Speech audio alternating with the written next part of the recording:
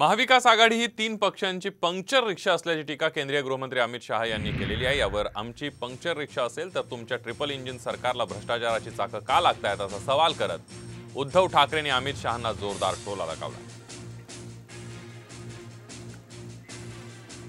महाराष्ट्र में 3 पहियों वाली एक ऑटो चलती है जिसका नाम महाविकास आघाड़ी है।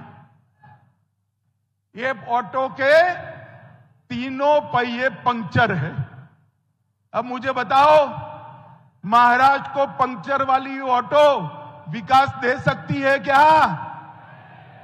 म्हणून अमित शहा जे बोलले की महाविकास आघाडीची रिक्षा ही पंक्चर झालेली रिक्षा आहे, आमची पंक्चर झालेली रिक्षा आहे। मग अमित शहाजी, तुमचं ट्रिपल इंजिन सरकारला ही सगळी भ्रष्टाचाराची चाकं का लागतायत?